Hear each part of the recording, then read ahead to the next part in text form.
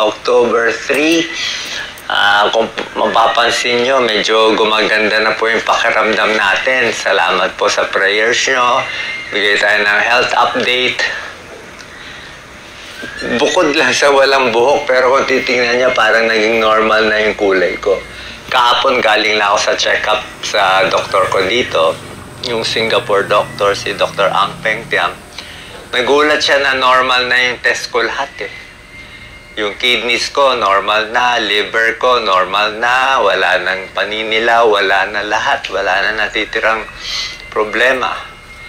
Tapos sabi nga niya, maybe in 1 week, uulitin na yung PET scan buong katawan para makita kung lumiit, gaano kaliit, o ano nangyari dun sa bukol para malaman natin. Pero kung makikita nyo, gumanda na yung kulay natin. Gumanda na yung kulay natin. May hingal pa rin tayo, syempre. Kasi nung una, nag-umpisa naman tayo ng manas na manas eh. Diba? Pero ngayon, I'm feeling better. Kagabi, nakatulog ako for the first time, mga 8 hours of sleep. So, yun ang pinakamaganda. Tsaka ngayon, kaya ko na kumain ng marami. Kaya ko na kumain ng ampalaya, kangkong, pero kailangan ko karne. Ang turo pala, pag cancer patients pala, hindi nyo dapat dinadiet. Mali palang gawa natin. Pag may cancer na, bigay mo na lahat ng taba na gusto niya. Taba, baboy, lechon, kahit ano, basta kumain lang siya ng kumain. Kasi may kalaban na siyang bukol eh. May cancer na siyang kalaban eh. So, dapat po ganoon. So, basically, salamat po. Salamat sa mga prayers nyo. Mukhang very, very effective. Tingnan natin kung magtutuloy. So, yan ang unang miracle na hihingiin natin na sana hindi lang naman ako ang gagaling. Gusto ko lahat tayo sabay-sabay. Maraming may cancer sa atin, di ba? Maraming may cancer, baka hindi nila alam. Maraming meron mga malulubhang sakit, di ba? So, yun po ang unang reason. Mukhang gumaganda pakiramdaman mo. Parang normal na, hindi nyo nahalata eh. Hindi na siya halatang may sakit eh. Di ba? Kita nyo naman yung mukha na may sakit. Kahit pakita ko pa leg ko sa inyo. Hindi na halata. Wala nang galit eh. Ano? Nakita mo naman nung una hanggang halos hanggang ulo yung humihilab sa akin eh. Tsaka dati, hindi ka talaga makakain. Ngayon, malakas na. So, iba talaga, mukhang miracle. Kasi, sobra hirap daw kalaban tong sarcoma. Sarcoma daw, mahirap talaga. So, that's one. And second, baka magulat kayo, in-inform ko naman kayo, magpa-file po kami ni Doc Lisa for Senator May 2025 para paggaling natin. Ang tapos ng treatment ko kasi November eh. So, by December, dapat nasa Pilipinas na ako.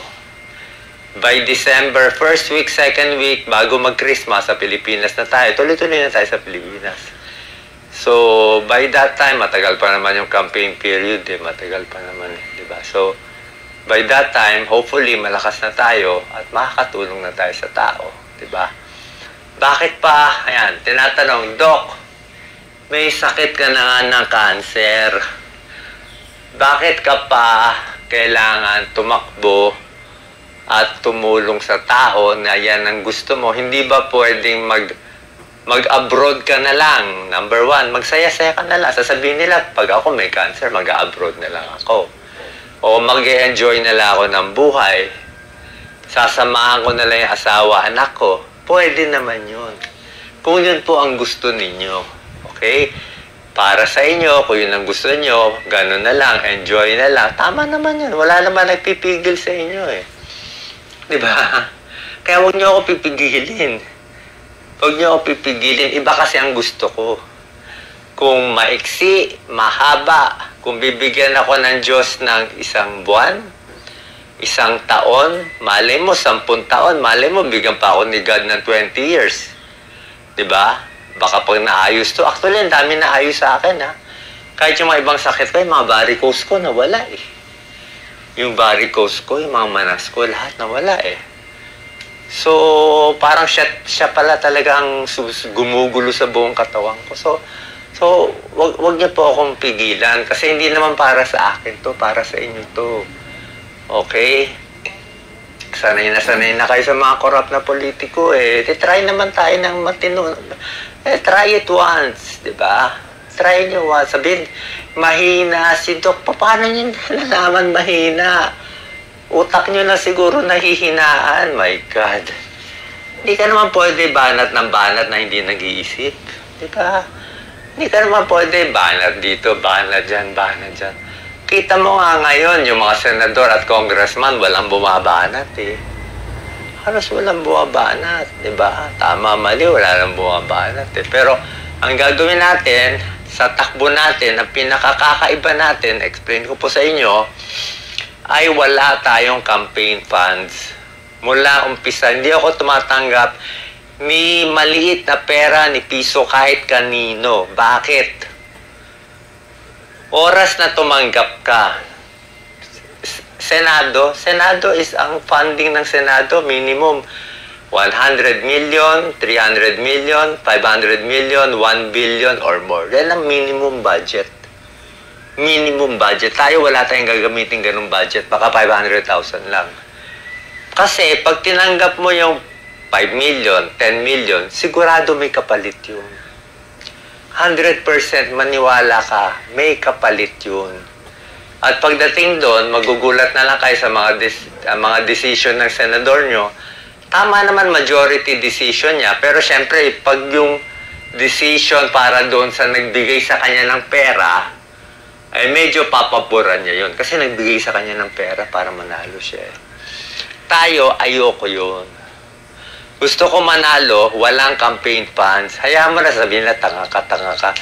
Eh gusto ko malinis eh. Gusto ko honest eh. Kung gusto nyo ng dishonest, gusto nyo loko, gusto nyo scamming, buhay nyo yun. Konsensya nyo yun.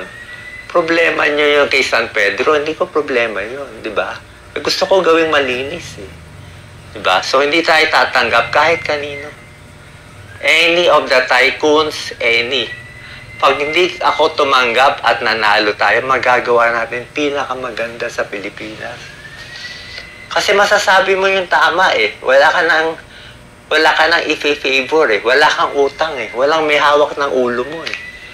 Diba? Walang may hawak ng ulo mo. Kaya nahihirapan yung mga kandidato, gagastos sila ng 200 million, 500 million, tapos, paano ang bawi? Diba? Paano babawi?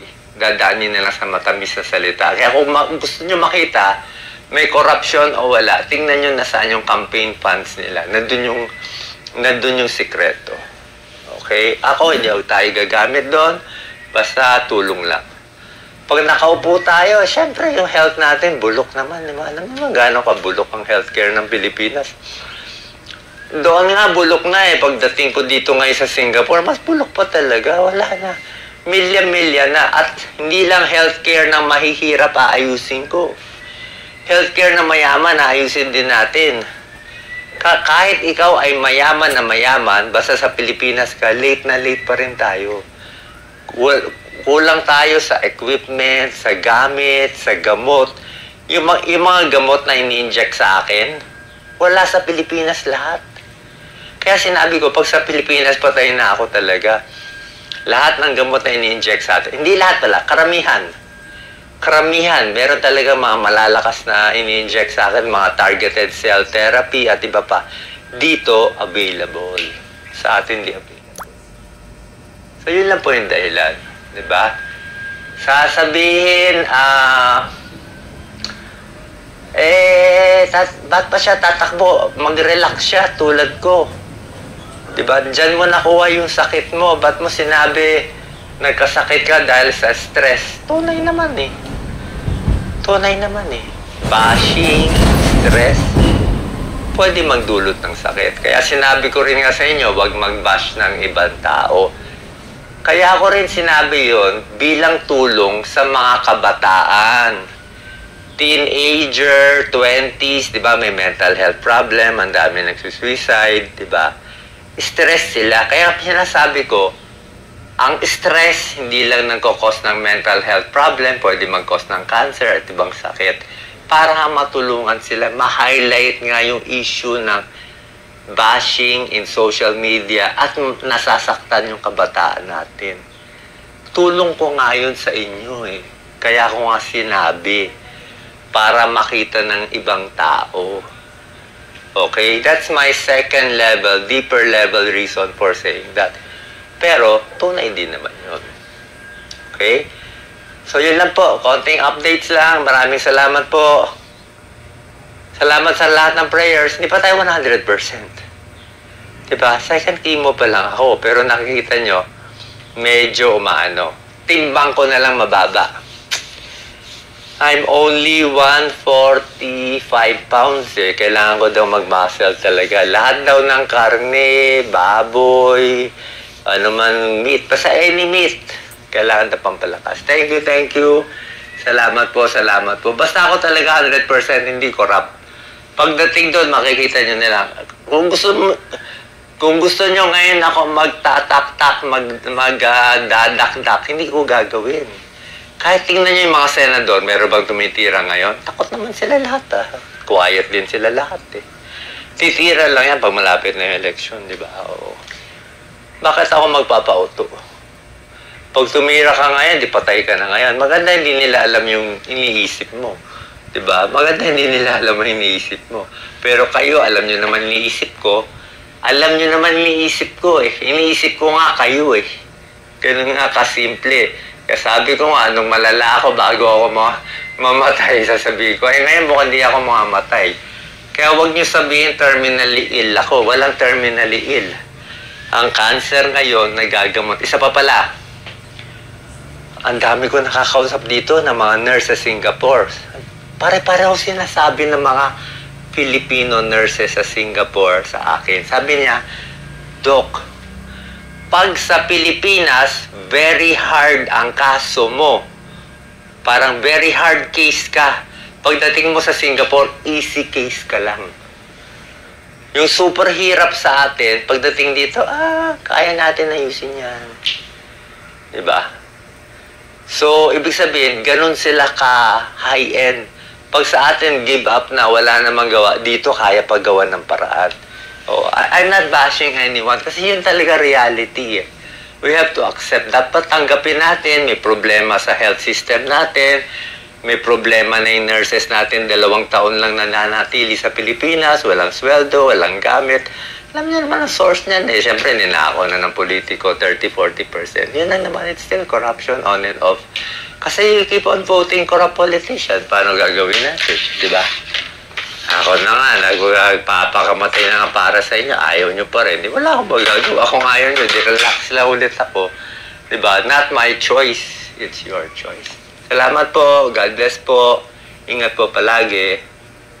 Sana laging malakas. Okay? May good days, may bad days. Pero parami ng parami dapat ang good days natin. Salamat po.